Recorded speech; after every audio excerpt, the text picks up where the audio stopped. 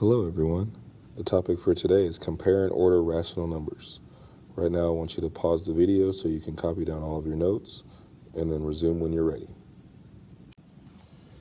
Today we're going to be using one of these three symbols. This is the greater than symbol, this is the less than symbol, and this is equal to. So again, this is greater than, this is less than, and this is equal. We're going to use those symbols to fill in these circles. In our first example, we have two fractions that we have to find a common denominator for in order to compare them. So we've got 5/7 and -3/8. Now, by rule, because this is a negative fraction, it's already smaller, so we can already place the we can already place the greater than sign in there, but for teaching purposes, I want to show how we would find the common denominator to compare them.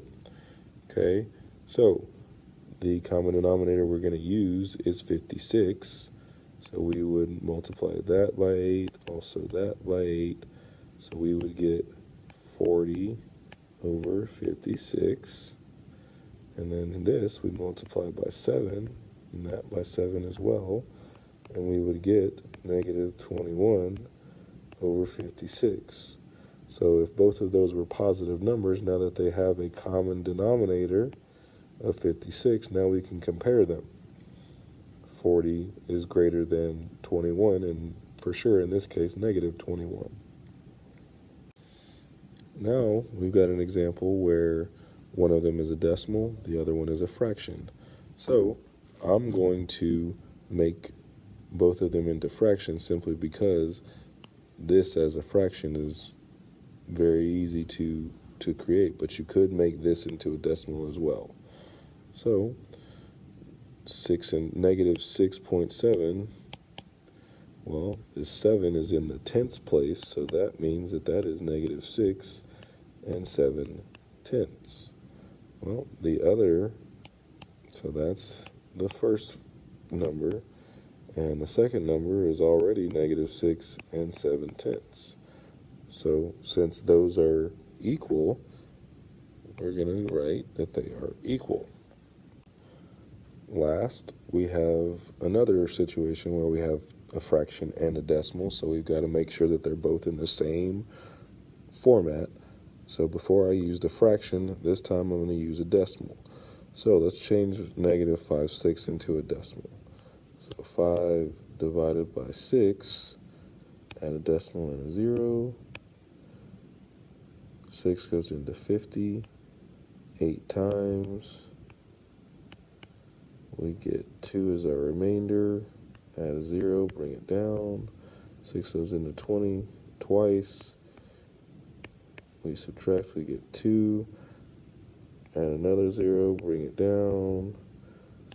Goes in another 2 times. So we are left with a repeating decimal. So let me fix this.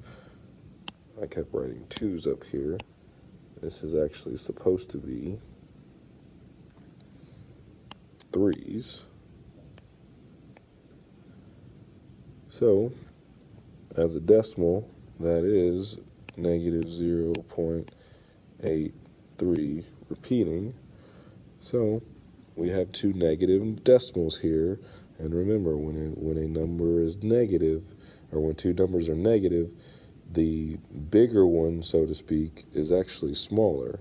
So -0.83 is greater than -0.94. Next, we have to order these numbers from least to greatest. So we've got -3 1/3, +3.3, -3 3/4, and +3.5. We have to convert all of those either to fractions with common denominators or decimals in order to compare them to see which one is the smallest, which one is the biggest, and everything in between. So I'm going to convert all of those into decimals in order to compare them.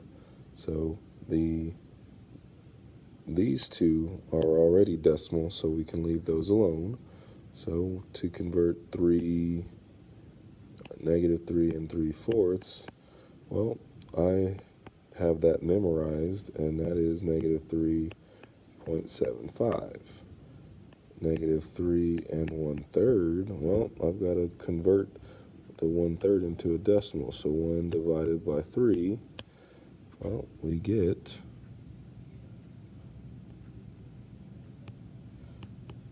1 is our remainder. We add a 0, bring it down, add another 3. So we're getting another repeating decimal, and that is -3.3 repeating.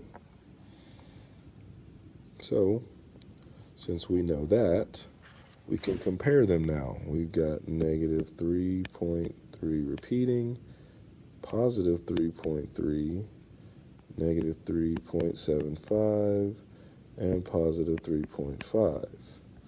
Well, we already know that negative numbers are always smaller than positive numbers, so we can just look at these two numbers right here to see which one is the smallest. Well, -3.75 is smaller than -3.3 repeating, so that is the smallest number in the set.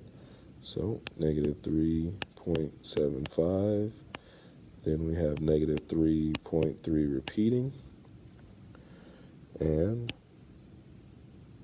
going back to the positive numbers, +3.3 is smaller than 3.5, so let's make some space here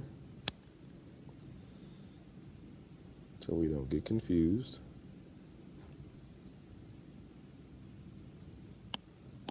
So we have +3.3, and last we have 3.5.